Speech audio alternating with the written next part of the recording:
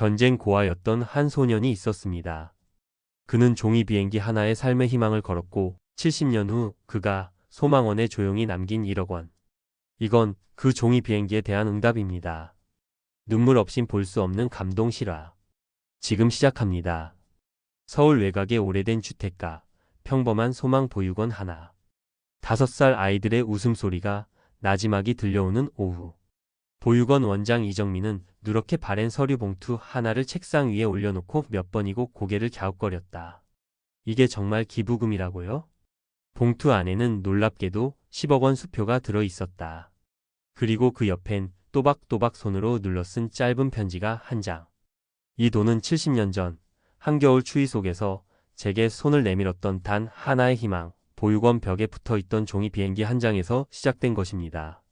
그 종이에는 이런 말이 적혀 있었어요. 괜찮아, 너는 혼자가 아니야. 그 따뜻한 말 한마디가 제 삶을 바꾸었고 저는 살아남았습니다. 아이들이 다시는 그런 외로움을 느끼지 않게 그 웃음을 지켜주세요. 김영수 드림. 이름도 낯설고 주소도 전화번호도 없는 편지. 보육원에는 김영수라는 이름의 졸업생이 등록되어 있지 않았다. 다음 날, 한 노인이 보육원 앞 벤치에 앉아 있었다. 검은 중절모에 낡은 코트를 입은 그는 마치 오래전부터 그 자리에 있었던 것처럼 조용했다. 호기심을 이기지 못한 정민은 그에게 조심스레 다가갔다. 혹시 김영수 씨이신가요? 노인은 잠시 말이 없더니 작게 웃으며 고개를 끄덕였다. 예, 내가 김영수입니다. 정민은 떨리는 목소리로 물었다. 정말로 그 기부금을 보내주신? 노인은 창문 너머 아이들을 바라보며 조용히 말했다. 전쟁통에 부모도 잃고 이름도 잊고 아무것도 없던 때가 있었어요. 근데 여기가 제가 처음으로 웃음을 배운 곳입니다. 이 보육원이 아니었으면 저는 아마 지금까지도 사람 구실 못하고 살았을 겁니다. 정민은 말을 잇지 못했다. 그의 눈빛은 따뜻했고 오래된 기억의 먼지가 고요히 흩날리는 것만 같았다. 노인은 허리를 곧게 세우고 말했다. 그저 돌려주는 것뿐입니다. 그때 받은 그 한 장의 종이 비행기를요. 정민은 가슴이 뭉클해져 왔다. 하지만 그것은 시작에 불과했다. 그날 이후 노인은 매주 화요일이면 보육원 앞에 조용히 앉아 아이들이 노는 모습을 지켜봤다. 누구보다 조용한 청중이자 누구보다 따뜻한 시선의 관찰자였다. 그리고 어느 날 그는 원장에게 작은 상자 하나를 더 맡겼다. 이건 제가 떠난 후 열어주세요. 정민은 의아했지만 무언가를 느꼈다. 그리고 그 직감은 곧 현실이 된다. 그로부터 한 달 뒤 김영수 노인의 부고가 전해졌다. 아무런 가족도 남기지 않은 채 조용히 떠난 그 보육원은 깊은 슬픔에 잠겼고 정민은 마침내 그가 남긴 상자를 열었다. 그 안에는 노란빛이 바랜 흑백 사진 몇 장, 그리고 오래된 종이 비행기 하나가 있었다. 그리고 다시 한 장의 편지. 이제야 제 이야기를 전해도 될 것 같습니다. 제 이름은 사실 김영수가 아닙니다. 종이 비행기와 지독한 겨울. 1951년 겨울. 하늘은 먹구름이 낮게 깔렸고 대구역 인근 피난민촌 골목엔 마치 잿빛 필름처럼 먼지와 연기 찬 공기가 뒤엉켜 있었다. 그 사이 포대자루를 뒤집어 쓴 한 소년이 발을 절룩이며 걸었다. 10살도 채 안 되어 보이는 마른 체구, 헝클어진 머리, 텅 빈 눈. 이름도 나이도 사라진 지 오래였다. 모두 전쟁이 삼켜갔다.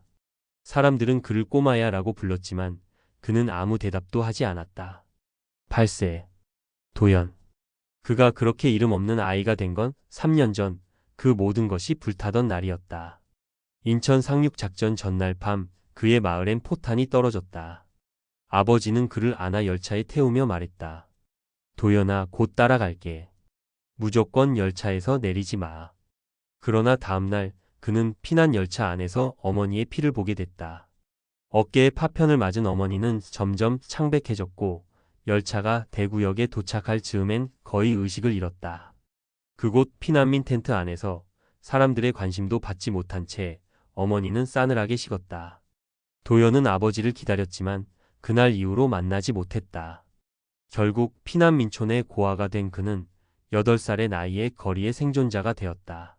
추운 겨울밤 열차 바퀴 아래 신문지 덮개를 덮고 잤고 사람들 몰래 쓰레기 더미를 뒤져 썩은 빵을 훔쳤다. 몇 번은 맞고 쫓기고 손을 물렸지만 그렇게 살아남았다. 길에서 만난 다른 고아 중 하나는 다리를 심하게 다쳐 있었고 도연은 며칠간 그와 함께 음식을 나눴다. 하지만 아이는 끝내 일어나지 못했고 그날 밤 도연은 아이 곁에서 하염없이 울었다. 영하 10도 뺨을 때리는 칼바람. 하얗게 튄 그의 숨결은 땅에 닿기도 전에 흩어졌다. 두 손은 찢어진 군용 담요로 감쌌지만 동상으로 이미 감각을 잃었다. 그는 쓰레기 더미를 뒤지며 곰팡이 낀 빵 조각, 굳은 고등어 뼈 하나라도 찾으려 했다. 고아 아이들끼리의 싸움은 하루에도 몇 번. 빵 한 조각을 두고 불 피운 자리를 두고 군복 한 벌을 두고. 오늘도 그는 무릎에 멍이 들었고 입술은 터져 피가 맺혀 있었다. 야, 저건 내가 먼저 본 거야.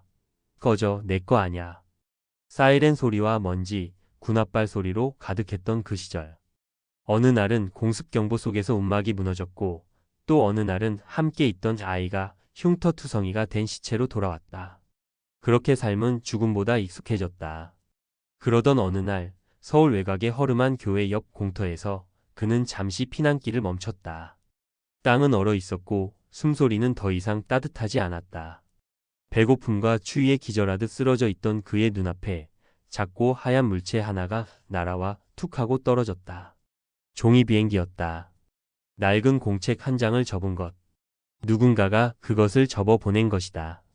눈을 들어보니 낡은 벽돌담 너머 유치원 마당에서 한 여자아이가 그를 뚫어지게 바라보고 있었다. 볼은 빨갛고 손에는 장갑도 끼지 않은 채였다. 말은 하지 않았다. 아이는 조용히 고개를 끄덕이더니 안으로 사라졌다. 소녀는 떨리는 손으로 종이 비행기를 펼쳤다.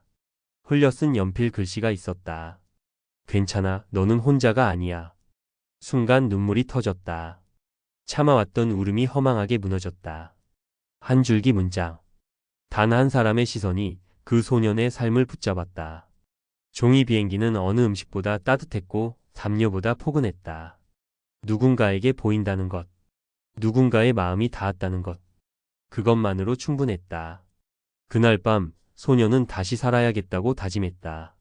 그리고 이튿날 인근 미군 부대 앞에서 철조각과 담배꽁초를 주워 팔던 피난민 할머니에게 다가가 작게 말했다. 저 같이 하면 안 돼요? 그의 첫 번째 말이었다. 할머니는 말없이 그를 앉혔고 먹다 남은 군용 통조림을 건넸다. 이후 할머니는 그를 영수라 불렀다. 이름이 뭐냐? 는 물음에 그는 없어요 라고 답했다. 그러자 할머니는 말했다. 그럼 우리 죽은 아들 이름 쓰자. 영수라고 부르자. 할머니와의 생활은 고단했지만 따뜻했다. 새벽마다 쓰레기통을 뒤져 철조각을 모으고 장날이면 군부대 앞에서 물건을 팔았다. 할머니는 그를 몰랐지만 숫자 계산에는 능했고 장사에는 눈썰미가 있었다. 그녀는 영수에게 물건을 잘 팔기 위한 방법도 알려주었다. 사람 눈을 똑바로 봐라. 그 눈빛이 진심이야. 또한 장날에 남는 1000조각을 모아 작은 손수건을 만드는 법도 가르쳐 주었다. 영수는 할머니와 함께 직접 손수건을 만들고 때때로 그것을 미군 병사에게 팔았다. 그중 한 명은 영수에게 영어 단어 생크스를 가르쳐주며 초콜릿을 건넸다. 영수는 그 초콜릿을 반으로 나누어 할머니에게 드렸다. 가끔 할머니는 장작불 앞에서 옛날 이야기를 들려주었다. 전쟁 전에는 양장점을 했고 아들은 군인이었다고. 내 아들은 손재주가 좋았어. 바느질은 누구보다 정성껏 했지. 그러면서 그녀는 바늘을 쥐는 법, 실을 매듭 짓는 법을 영수에게 하나하나 가르쳐 주었다. 이건 먹는 재주는 아니지만 언젠가는 너를 살릴 거다. 어느 날 눈이 많이 온 날이었다. 미끄러운 언덕에서 할머니가 넘어졌고 영수가 할머니를 업고 비탈길을 올라갔다. 그날 밤 할머니는 영수에게 처음으로 등을 두드리며 말했다. 넌 아주 강한 아이야. 이름을 잃었다고 사람이 없어지는 건 아니란다. 그 말은 평생 잊히지 않았다. 그날부터 그는 김영수가 되었다. 이름을 가진 존재로 다시 태어난 것이다. 영수는 담배꽁초를 주우며 영어 단어를 흉내내고 미군 트럭에서 떨어진 초콜릿 포장을 모으며 꿈을 키웠다. 땅에 붙어 자던 그는 야간 학교를 다니기 위해 신문 배달도 했다. 그의 가슴 속엔 늘 종이 비행기가 있었다. 이름 모를 그 아이의 얼굴은 흐릿했지만 그 말 한 줄은 생생하게 남아 있었다. 세상은 여전히 냉혹했고 매일이 전쟁이었지만 그는 포기하지 않았다. 그에게는 이름이 생겼고 지켜야 할 문장이 생겼다. 그리고 70년 후 그는 다시 그 장소를 찾았다. 이제는 깨끗한 벽과 정원으로 꾸며진 유치원. 예전의 폐허는 어디에도 없었다. 혹시 종이 비행기를 접었던 그 아이도 지금 이 마을 어딘가에 살고 있을까? 그는 눈을 감고 속삭였다. 마치 그 아이가 하늘 어딘가에서 보고 있을 거라 믿듯. 그날 오후 그는 조용히 보육원 원장에게 말했다. 이곳에 제가 받은 걸 돌려드리려고 합니다. 그때 그 비행기가 저를 살렸습니다. 아이들만은 외롭지 않았으면 합니다. 그리고 그는 기부금과 함께 편지를 남겼다. 이 돈은 70년 전 한겨울 추위 속에서 제게 손을 내밀었던 단 하나의 희망, 보육원 벽에 붙어있던 종이 비행기 한 장에서 시작된 것입니다. 그 종이에는 이런 말이 적혀 있었어요. 괜찮아, 너는 혼자가 아니야. 그 따뜻한 말 한마디가 제 삶을 바꾸었고 저는 살아남았습니다. 아이들이 다시는 그런 외로움을 느끼지 않게 그 웃음을 지켜주세요. 김영수 드림. 1960년 봄. 김영수는 18이 되었다. 고된 삶 속에서도 그는 하루하루를 성실히 살아냈다. 낮에는 대구 인근의 작은 기계 공장에서 잡부로 일하고 밤에는 야학에서 글을 배웠다. 할머니는 몇 해 전 노안으로 돌아가셨고 장례식조차 조용히 치러야 했지만 그녀의 말은 여전히 그의 삶을 지탱하는 기둥이었다. 사람 눈을 보고 말해라. 정직한 손은 절대 사람을 배신하지 않는다. 공장에서는 매일같이 쇳소리가 쨍쨍 울렸고 그 속에서 영수는 기계 부품을 닫고 녹슨 볼트를 손으로 풀었다. 정식 기술자가 아니었기에 가장 더럽고 위험한 일을 도맡았지만 그는 단 한 번도 불평하지 않았다. 언젠가는 자신도 기술을 갖춘 진짜 기계공이 될 수 있으리란 믿음이 있었기 때문이다. 그러던 어느 날 공장장 박태식이 그를 유심히 지켜보았다. 박 공장장은 6.25 전쟁 당시 군수공장에서 일했던 숙련자였고 사람을 잘 보는 눈이 있었다. 야, 김영수. 너 손 한번 보자. 영수의 거칠지만 손끝이 고운 손을 본 박 공장장은 말했다. 이 손 바느질도 잘했겠는데? 영수는 놀라며 말했다. 어릴 적 바느질 배운 적 있습니다. 그날부터 박 공장장은 영수에게 용접과 선반 기술을 가르치기 시작했다. 공장 마감 후 모두 퇴근하고 난 뒤 남은 시간이었다. 박 공장장은 말은 적었지만 손 기술 하나하나를 성심껏 전수했다. 기계는 사람하고 같아. 막 다루면 고장나. 천천히 숨소리를 들어봐. 영수는 점점 기계를 이해하게 되었고 단순한 부품 조립에서 벗어나 간단한 설계 스케치를 그리기 시작했다. 야학에서도 그는 틈틈이 공책의 기계 구조를 그려보았고 한글과 산수를 배우며 도면 해석과 숫자 계산에 익숙해졌다. 야학의 선생님은 그의 공책을 보며 감탄했다. 영수야, 내 손에는 생각이 담겨 있어. 글씨보다 내 그림이 훨씬 더 많은 걸 말해주고 있구나. 영수야, 너는 손끝에 감각이 있어. 야학에 다니게 된 계기도 우연은 아니었다. 어느 날 영수는 신문 배달을 하던 중 한 야간학교 교실 앞을 지나쳤고 창가 너머로 종이 위에 정교하게 그린 기계 도면을 보고 깜짝 놀랐다. 자신도 모르게 그 도면 옆에 다가가 몇 자를 덧붙여 보았는데 이를 우연히 목격한 노신사 한 분이 그를 불러 세웠다. 이거 내가 그린 거냐? 영수는 당황하며 고개를 저었다. 하지만 노신사는 그의 손끝을 유심히 바라보며 말했다. 손재주는 타고나는 거야. 이런 감각은 공부로도 안 생기지. 그 노신사는 알고 보니 대구 기술직 야학의 후원자이자 기계공학자 출신 은퇴 교수 윤기섭이었다. 그는 영수에게 직접 자리를 소개해 주었고 등록비도 대신 내주며 말했다. 이 세상은 너 같은 아이를 기다리고 있어. 공부해라. 그리고 언젠가 누군가를 도와주는 사람이 되거라. 그날 이후 영수는 밤마다 그 야학에 나가기 시작했다. 낮엔 땀범벅이 되어 공장에서 일하고 밤엔 책상 앞에서 연필을 쥐었다. 누군가 처음으로 자신에게 기대를 품어준다는 감정을 느낀 것은 그때가 처음이었다. 하지만 시련도 있었다. 같은 공장 잡부였던 조만식은 박 공장장에게 잘 보이기 위해 영수에게 험한 일을 떠넘기기도 했고 몰래 부품을 감춰 영수에게 뒤집어 씌우려 한 적도 있었다. 억울함에 눈물이 나려던 순간 박 공장장이 직접 CCTV 필름을 꺼내 보여주며 말했다. 사람을 속이는 건 한순간이지만 기술은 평생 남는다. 영수는 그런 아이가 아니야. 이 일 이후 영수는 공장 내에서 신뢰를 얻었고 점점 더 많은 기술을 익히며 작은 설계 프로젝트도 맡게 되었다. 그의 첫 설계는 고장난 미싱 바늘을 교체하는 전용 렌치였다. 손재주와 창의력이 어우러진 결과였다. 그 도구는 공장 내에서 큰 호응을 얻었고 이후 박 공장장은 정식 견습공으로 그의 이름을 올려주었다.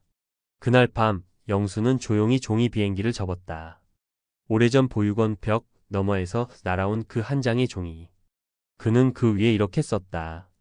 괜찮아, 너는 혼자가 아니야. 그리고 이제 너는 누군가의 희망이 될 수 있어. 바람 없는 창가에 올려둔 그 종이 비행기를 보며 그는 미소 지었다. 마치 어린 시절 자신이 지금의 자신에게 손을 내미는 것 같았다. 1970년 김영수는 드디어 기술자 자격증을 손에 쥐었다. 정식 선방공으로 등록된 그는 이제 남의 설계를 따라 하기보다는 스스로 설계하고 창조할 수 있는 기술자가 되었다. 박 공장장은 그의 자립을 응원하며 작은 중고 선반 기계 하나를 선물로 내주었다. 이제 너도 너만의 기계를 만들어야지. 세상에 없는 걸 만들어 봐라. 이 말은 영수의 가슴에 불을 지폈다. 그는 퇴근 후와 주말마다 낡은 컨테이너 창고를 빌려 자신의 작은 공방을 열었다. 가게 이름은 동행기계. 누구도 혼자가 아니란 믿음을 담았다. 처음엔 단순한 볼트와 렌치 같은 소형 부품을 만들었지만 점점 입소문이 퍼졌다.